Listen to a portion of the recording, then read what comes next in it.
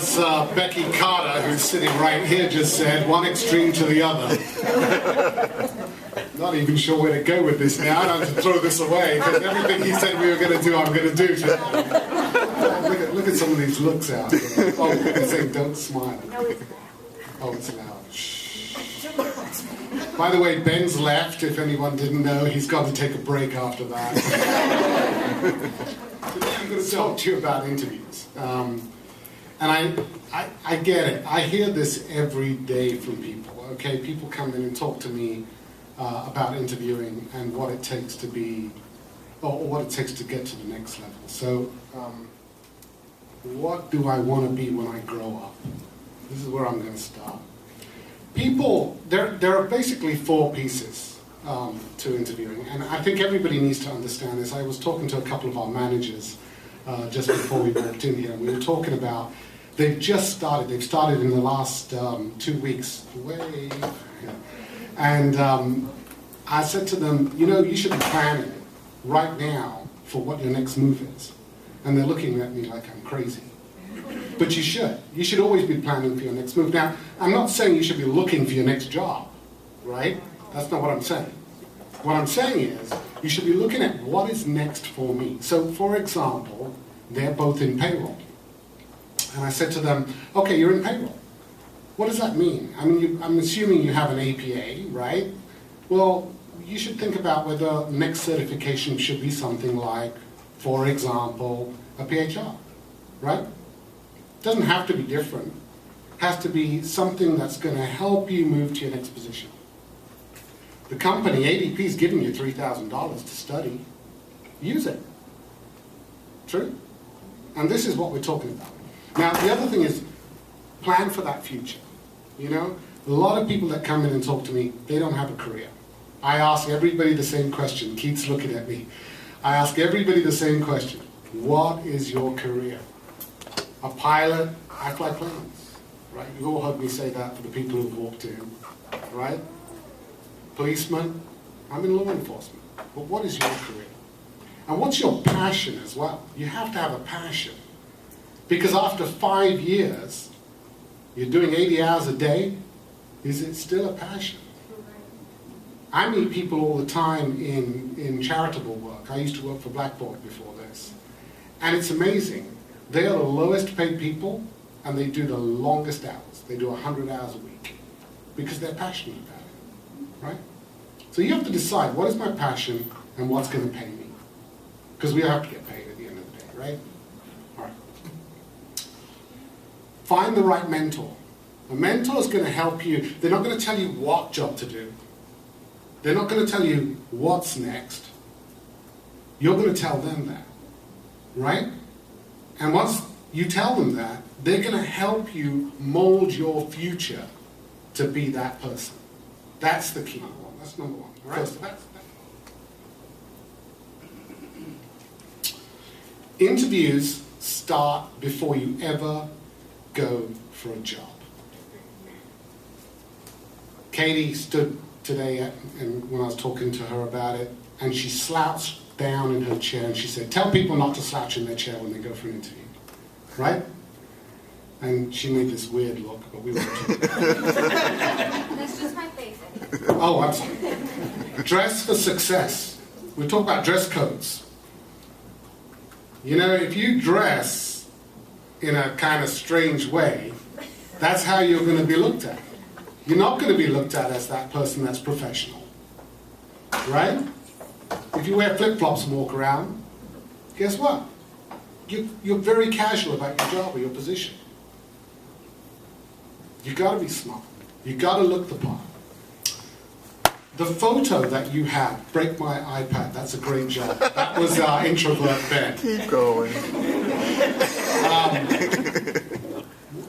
You know, your photograph that is on your profile. If you're at some party with a cocktail, what does that tell you? If you're in a car, what does that tell you? It tells you I'm not an introvert, right? This is not Facebook. This is not your home. This is a business. Act like you're in a business. This is corporate America. And you want to be successful in corporate America, act like you're in corporate America. You know, it's okay to have fun, don't get me wrong, but there's a reasonability factor, okay? Just one thing, I noticed a point here about volunteering. I don't even know if I want to speak to it after Ben told me not to say this, but volunteering is a good place to get to know people. Being part of the lead, being out there. I talk to people about volunteering all the time, not because, and I'm not saying if you're an introvert, obviously you can figure out a different way of doing this, right? I'm being serious, I wasn't joking. But what I'm saying to you is, if you want to be seen, you've got to be seen with the right people, right? You know that the managers, the heads, the executives, they're all at these volunteer services, right? They're out there. So you want to meet them, that's the way to meet them, right? Go out and volunteer some of your services. Be part of the groups, be part of LEAD. I mean, you know, we have a lot of people in here from LEAD. They do a great job every day, and they're unsung heroes because they don't get paid to do that. They do that over and above their normal jobs, right? But you need to help them get through that. Okay, let's talk about the dreaded resume. And I wrote this first sentence, and Angel just laughed her head off when she read this. Garbage resumes are filed under R for reject, okay? I tell you what, I can guarantee you most of the resumes I see the first time are garbage, unfortunately. And it's not your fault. It's not nobody's fault. Mine was garbage too, right? The thing is, read your resume. Becky Carter told me one time that when you read these resumes and there's a spelling mistake in them, I'm throwing it in the garbage right off the bat. See, I wasn't lying, was I? It's true. Because when you receive 100 resumes a week, you don't have time to sit there and look at every single resume. So you're looking, unfortunately, you're looking for the bad part of that resume. It's a fact of life. We're human. That's what we do, right? We have to somehow funnel and filter that list down to something that's more manageable. And we do it whichever way we can. So if there's a mistake in there, or there's something, I'm telling you, when you start reading resumes, and you'll see this later on, oh actually, it's in this slide as well, read 100 resumes. Go on the internet, print off 100 resumes from different people, and read every one of them. And it will tell you what not to do. Okay? I don't care if you did a paper round when you were 16. Well, how does that tell me a story about you? Stick to the point, okay? Now, I noticed a lot of people do LinkedIn, but they don't do it right. LinkedIn is the extension of your resume, right? So your resume gets you in the door. That's the highlights. That's the stuff that's going to get you in that door. But once I've read that, I want to know more about you. Because obviously, you've told me something that's interested me. A good HR person, the next thing they're going to do, look at their LinkedIn or any information they can find about them. So that's when you really get to tell them all about those little intricacies that you do. And LinkedIn takes us back to the first part as well. You have 18 months in your new position, right? Add every single thing that you do, every success, everything you've done, numbers, whatever you can. That LinkedIn profile is building that story about you, about why you're important, about where you're going, about what you're doing. Take your time and do that. It's important. Because everything you write in there tells that person something about you. Yes? Okay. Telling your story, connecting the dots. When you go for an interview, you're trying to tell people how every job you've ever done has brought you to this position, this time, this moment, that has given you the expertise to make you the right fit for this position, right? So it's really important to tell the story in a timeline that makes sense. And this brings me to the next slide. And before I click on it, I want to tell you one thing. How many people, and I know some of you have heard me say this before, so don't be jumping up and down. How many people would like to earn $10,000 this weekend? I'll take it. Okay, all the people who didn't put up their hand, what job do you do? Seriously.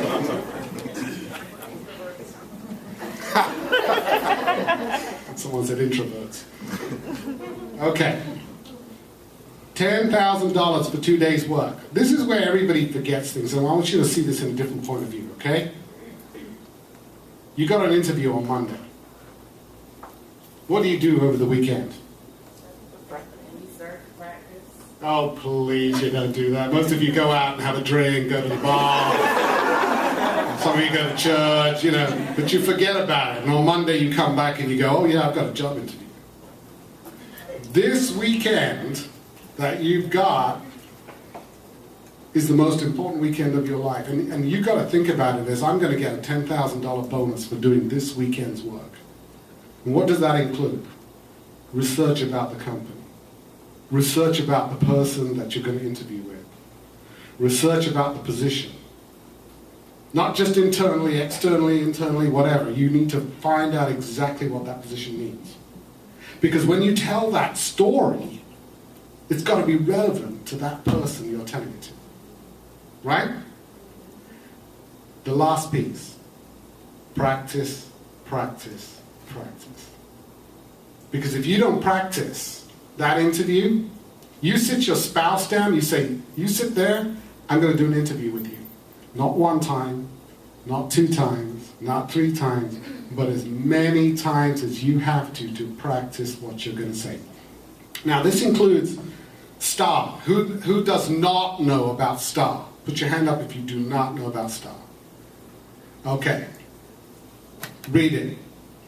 This is how you explain every single aspect of your behavior, your position, and where you want to be.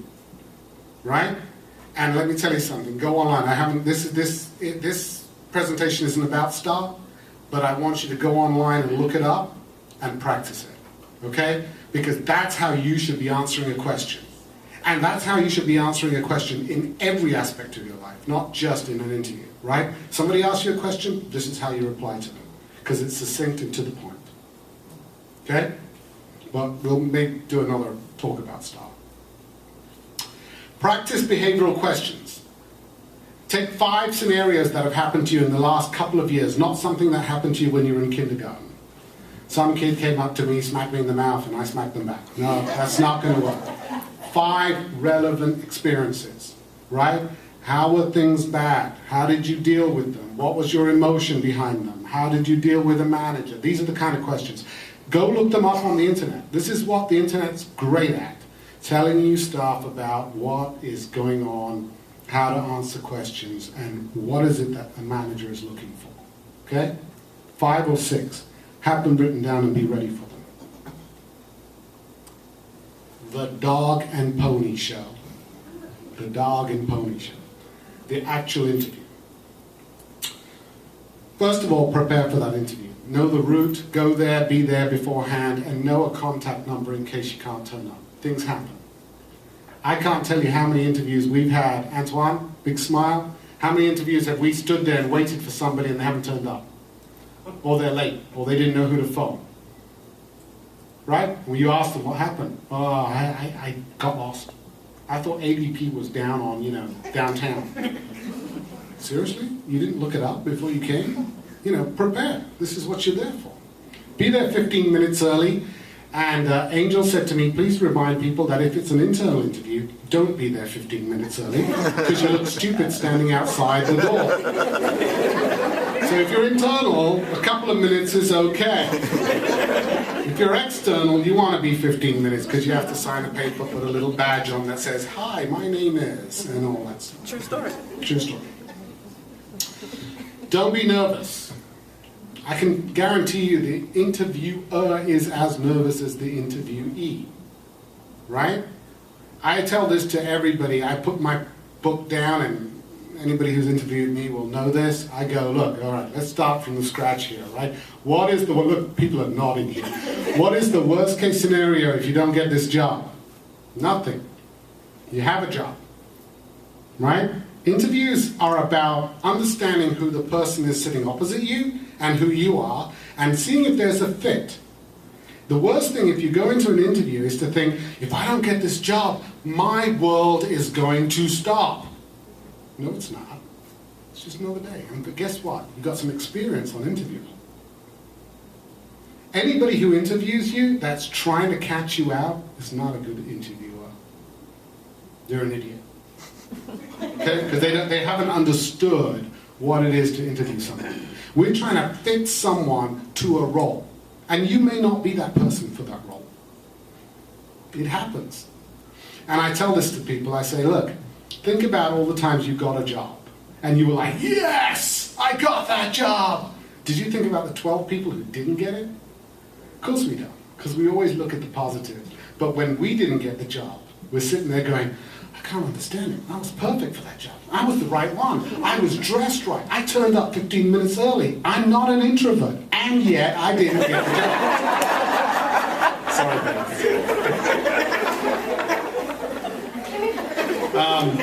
Never presenting with Eddie again. Take your time in the interview. I'll give you a little secret here.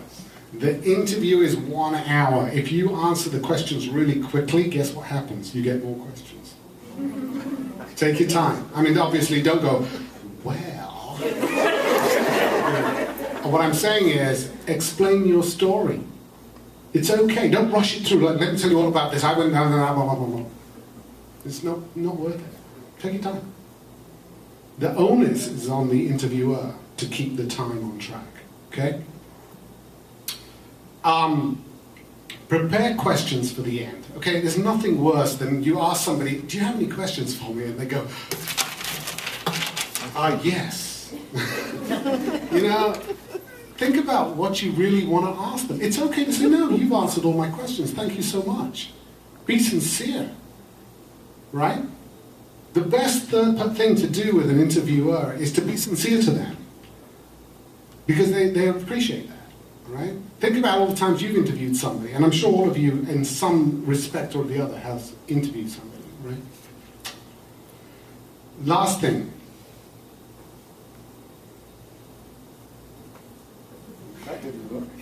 There you go. Look, when I smile at somebody, they smile back. It's a fact of life. If I grouch, they grouch back. Smile. Yeah? It'll help you relax, and it will help the interviewer relax. Show them that you're sincere. You really want this job. It's important to you, and you want it because of a reason. Not, hey, I really hate my manager. He's terrible. I hate my job. I hate going in there every day. I don't want to go. The only thing that's good about it is the donuts. Right? Seriously. I mean, if you tell your new manager that, oh, I've got 2 minutes, I'm being waited. 2 minutes. You know, when you go in there, you want to make sure that you're going in there for a reason, right? It's a new experience for you. You want to grow. I mean, that's what makes it interesting. Not that you hated your manager and that's why I'm moving. How do you think the interviewer feels when you come to them and say, the only reason I want your job is because I hate the job I'm in? Right? Never badmouth other people. It's a bad sign. Okay? Last thing. So I asked Antoine to come up with 10 reasons, or 10 things that interview tips. And he came up with a good list here, because here it is. Relax and be confident.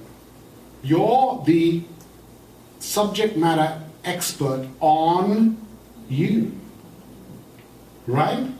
And what is your job in that interview? Your job is to get across who you are and why you're the right person for this position. So get across. Get it over to them. Yes? Big smile when you do it. Be relaxed. You'll get the job. And if you don't, you've got experience. You've learned something. And that person across the interviewer, even if that is not the right job, they'll remember you for another position. I cannot tell you the amount of times I've walked over to Ashley or Becky and said, listen, I interviewed somebody, they're not the right person for me, but they're the right person for your position. And you might not have a position right now, but hey, keep this in mind. And a lot of you, a lot of the managers, I've walked over and I've said to them, hey, this person's excellent, you should think about this, right? Not for me, But if they interviewed really well, I think they're a good fit. And ADP prides itself on picking the right person for the right job, right? Think about the retention rate we have here. So take your time, interview well, and big smile all the time. You will get the next job, only if it's the right one for you. Questions? Then I'll say good night. Thank you.